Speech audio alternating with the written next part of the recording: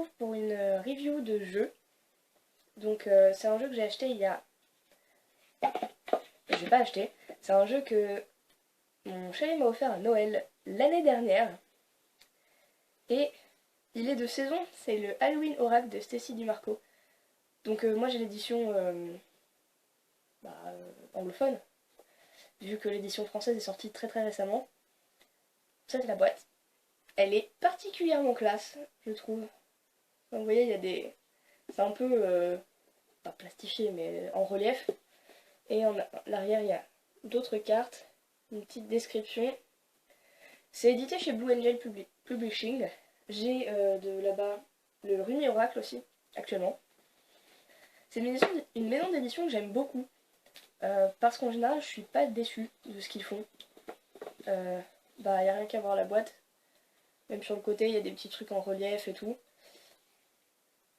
Tout est bien fait. La boîte est solide, ça j'aime bien. Il y a rien de pire que d'avoir un truc avec une boîte trop grande ou en carton bizarre. Je trouve que les coffrets comme ça, c'est quand même ce qu'il y a de plus pratique et de plus simple à emmener. Même si c'est grand, vu que les cartes et les livrets sont grands. Mais au moins ça s'emmène bien. Donc voilà, c'est un oracle. Je sais pas combien il a coûté du coup. Bah non, il n'est pas marqué dessus. Et comme c'est un cadeau, je ne sais pas. C'est un oracle qui a été imprimé en Chine et qui date de 2014. Et le livret et tout ont été faits par Stacy DiMarco. Et les illustrations sont de Jimmy Manton. C'est celui qui a fait... comment? J'ai un autre jeu de lui? Non. Il a fait God and Titans, Goddess and Sirens et l'oracle des animaux avec un lion dessus. Je sais plus comment, j'ai plus le nom exact, mais enfin, il a fait d'autres jeux. Et c'est celui qui va faire le Viking Oracle, si mes souvenirs sont bons, qui devrait pas tarder à sortir. Donc voilà, quand on voit Stacy DiMarco et Jimmy Manton, on se dit le jeu ne va pas être mauvais, surtout quand on voit ça devant. Donc, comme le dit le titre, c'est un oracle sur le thème d'Halloween. Jusque-là, tout va bien. Et il est pas mal. On va commencer par ça. Le livret reprend exactement la couverture. Il est tout fin, souple. C'est un livret avec des pages bien solides. Enfin, pas les pages, les couvertures bien solides. Du coup, même si on le promenait à côté, je pense qu'il doit pas trop s'abîmer. En général, je le laisse dans la boîte. Du coup, bon, tant pis. Donc, ça contient un petit peu d'histoire sur Halloween. Comment utiliser ce jeu. Dedicating your cards. C'est dédier ses cartes. Ou il y en a certains qui font des petits rituels pour énergiser les cartes et des choses comme ça. C'est pas du tout des trucs que je fais, du coup, j'ai même pas lu cette section, je sais pas exactement ce qu'elle contient. Mais voilà, il y a une petite section sur ça.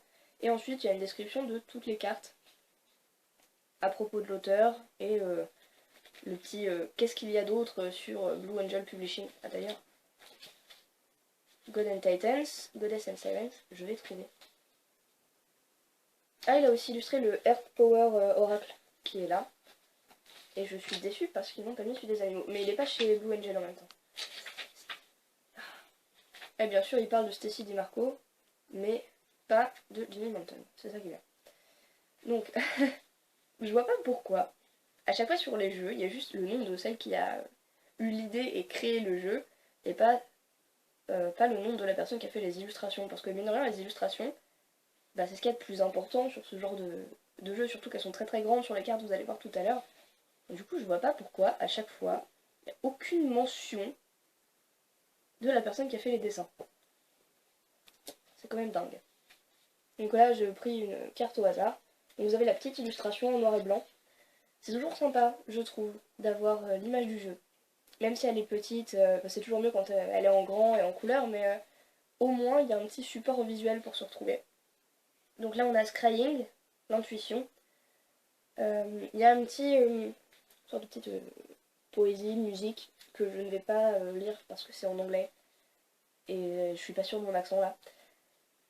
Et ensuite, il y a une petite description tranquille de que veut dire, enfin, qu'est-ce que le scrying, que signifie la carte, et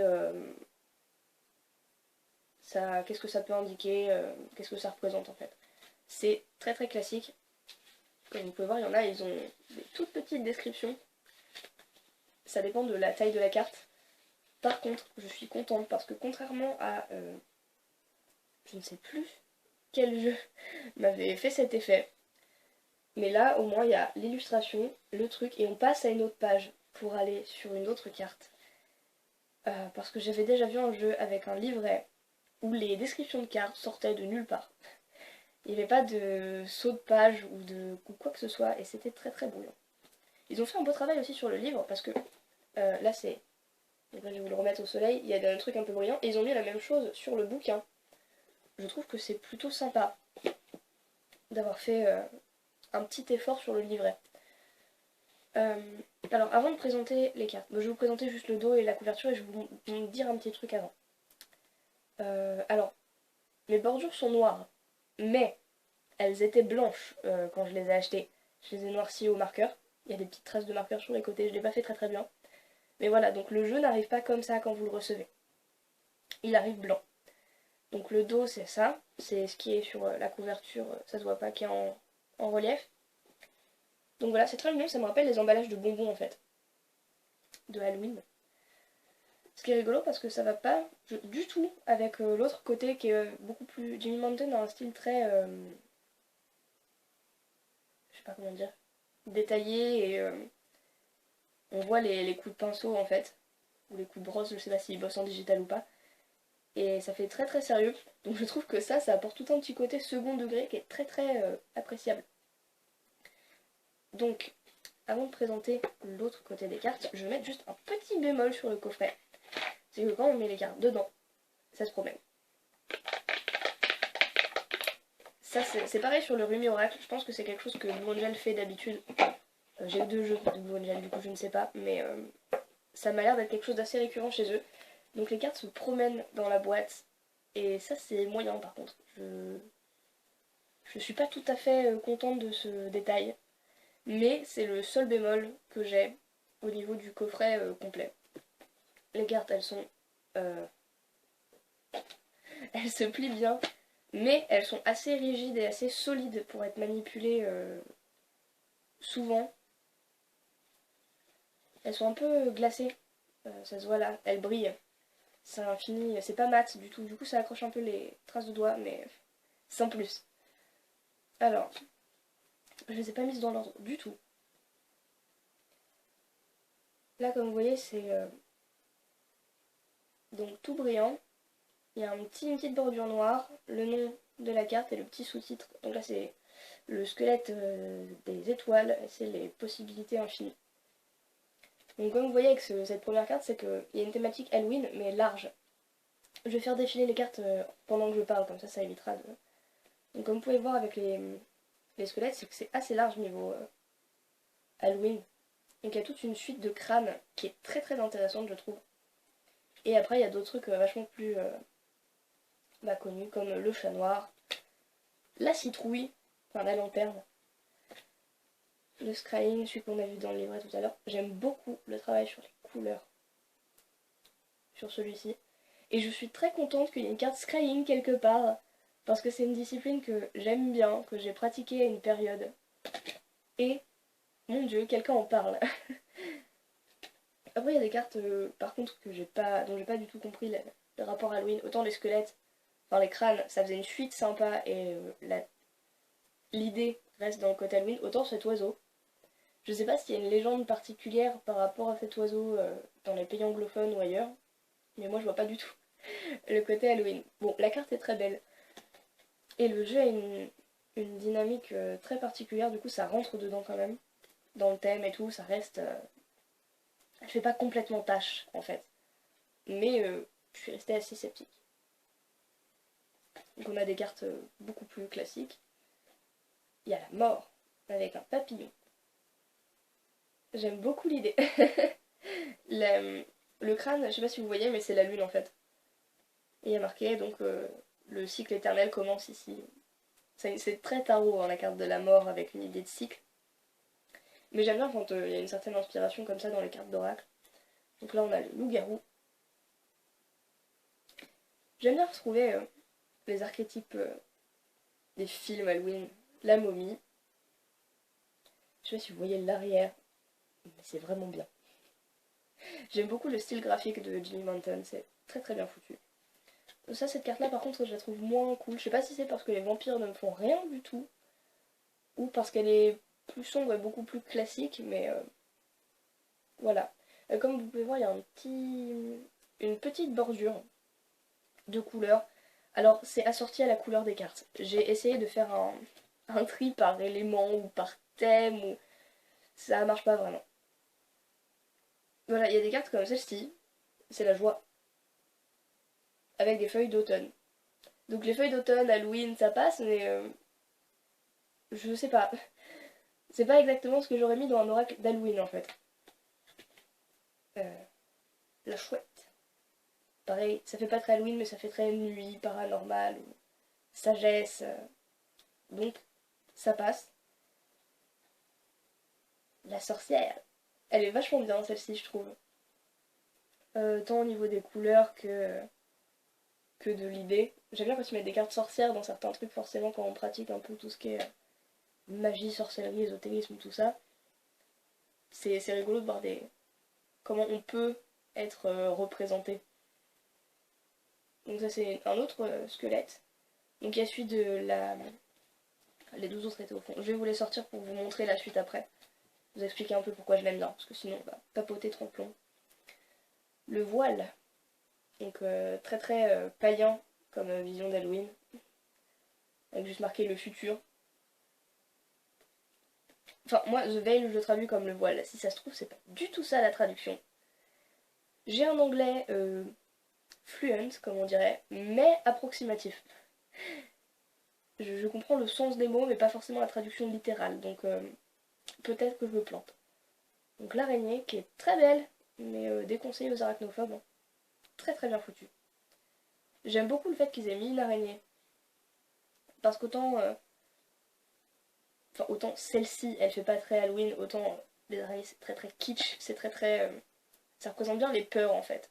Et c'est ce que j'ai bien aimé dans ce jeu, autant au niveau des squelettes, des vampires, il y a un côté très très peur. C'est comme là la pomme, avec une espèce de sang, de jus de pomme qui coule. Moi ça m'a rappelé Blanche-Neige en fait.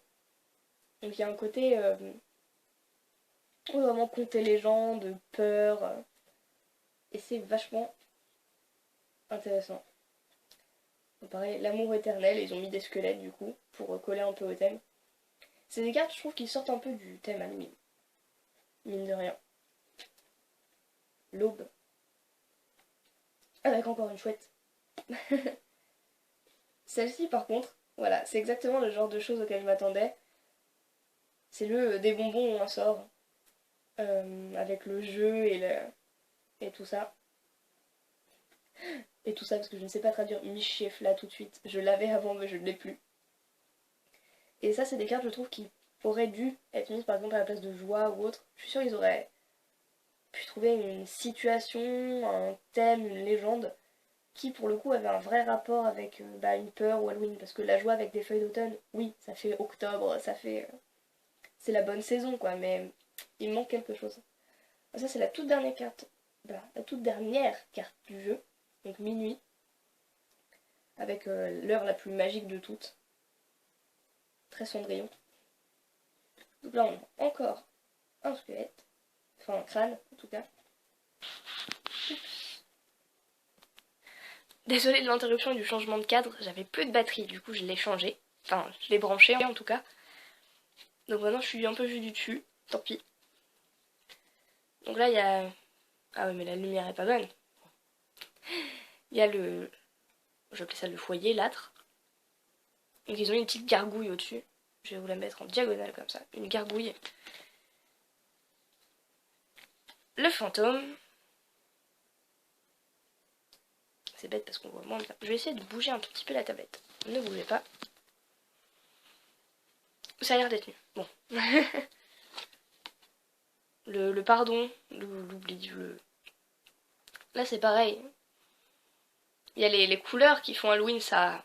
Le thème graphique rentre du coup dans le thème de l'oracle, mais vous auriez pu trouver autre chose. La tombe.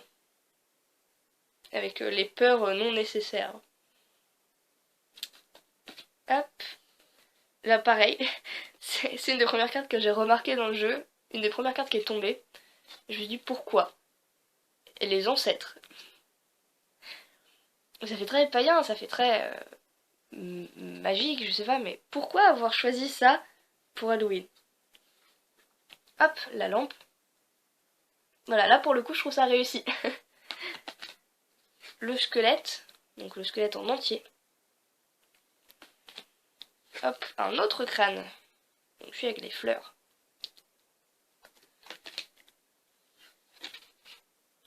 Voilà, là je trouve qu'ils ont très très bien réussi leur coup. Parce que le but c'était de dire douceur et synergie. Et ils ont mis un pain à la citrouille, je pense. Avec des petites citrouilles derrière et tout. Et là, pour le coup, je trouve que niveau symbolique et niveau idée, ça passe très très bien dans Halloween. Pourtant, douceur et synergie, ça aurait pu être n'importe quoi, des bonbons, des machins. Et non, ils ont réussi à faire quelque chose qui reste fondamentalement relié à Halloween. Hop, le chaudron. Le zombie. L'invisibilité. Et là, on a l'hiver. Pour finir tout le truc d'Halloween. Et donc là, normalement, j'ai la suite de crânes, comme j'appelle ça. Il y en a 5. Donc vous avez celui des fleurs. C'est marqué créé à travers les épines en fait. Celui de la lumière, avec marqué illumination. Le monde souterrain. Donc il n'y a pas marqué celui-ci Skull of quelque chose, mais on va dire graphiquement il rentre dans la suite. Donc le monde souterrain où tout s'arrête et recommence encore. Celui-là je vais mettre sur le côté parce que graphiquement il rentre dans la suite mais thématiquement non. Celui des étoiles, les possibilités infinies. Et celui de l'obscurité, donc les blind spots. Les zones d'ombre on va dire. Donc au final ça fait, si on prend vraiment que les Skull of quelque chose, ça fait une petite suite. Et j'ai trouvé ça très très rigolo qui pense à inclure quelque chose comme ça dans un oracle. Donc, ça fait tout un jeu. Les couleurs sont très très différentes, mais au final je trouve que le jeu marche bien de lui-même. Enfin, il a une dynamique propre et il reste relativement cohérent. C'est un jeu que j'aime bien utiliser plus dans des phases de réflexion que dans quelque chose de vraiment divinatoire. Il peut être utilisé de cette façon, mais je trouve qu'il a un côté très très calme, exploration de soi. C'est peut-être aussi le thème Halloween, l'automne, l'ombre. Il y a aussi un côté exploration de soi dans cette saison et dans cette fête. Du coup, j'aime beaucoup le principe. C'est un jeu qui graphiquement a une patte, qui a des bonnes idées au niveau des cartes, et dont même mon ressenti que j'ai dessus suit l'idée même du jeu en fait. Je pense que même pour des débutants ça devrait passer. Je suis pas sûre vu que je l'ai eu récemment et j'ai eu un peu de mal à le cerner. Mais c'est pas un jeu qui est très très compliqué, qui a des symboliques cachées ou des choses comme ça. Une fois qu'on a saisi l'idée d'une carte, on est capable de tirer avec directement. Alors bien sûr, il y a plein de choses à faire avec ça. Il y a certains mythes qui sont liés à certaines cartes et tout. Mais il reste pour moi très accessible. Et c'est quelque chose qui est quand même pas mal. Donc voilà. J'ai juste oublié de vous dire le nombre de cartes. Et ça va être sympa à regarder aussi. Ah, il y a des exemples de... J'avais totalement oublié ça. Le problème avec ces petits livrets là, c'est que c'est pas forcément ce qu'on ouvre le plus vite. Enfin, le plus... comment dire, pas rapidement, mais ce qu'on pense le plus à sortir quand on a besoin d'un tirage. En général, je sors les gros bouquins qui viennent avec certains jeux de tarot ou des livres externes, mais je pense pas forcément à ceux-là. Donc il y a un petit tirage à 3 cartes sur Halloween. Il y a celui de Jack O'Lantern. Et c'est dommage que je l'ai oublié, parce qu'il est vraiment très très intéressant. C'est... donc là il y a les 2 yeux, le nez et les dents. Le Jack O'Lantern en fait c'est la citrouille creusée. Et c'est quelque chose pour comprendre... disons que c'est comme une sorte de croix celtique, mais plus fun. Donc c'est vraiment pas mal d'avoir fait ça. Sinon, donc le nombre de cartes, il y en a 1, 2, 3, 4, 5, 6, 7, 8, 9, 10, 11, 12, 13, 14, 15, 16, 17, 18, 19, 20, 21, 22, 23, 24, 25, 26, 27, 28, 29, 30, 31, 32, 33, 34, 35. Ça reste dans la lignée des autres oracles du commerce qui sortent. En général, c'est une quarantaine de cartes. Je trouve ça un peu dommage de se limiter toujours à 40 cartes, mais comme ce jeu est très réussi, je ne vais pas râler plus. Donc voilà, c'était une petite présentation de l'oracle d'Halloween de Stacy DiMarco, illustrée par Jimmy Mountain. J'y tiens. Donc j'espère qu'il vous aura plu. Si c'est le cas, mettez un commentaire ou un pouce bleu. Donc je vous dis à bientôt et puis bon Halloween.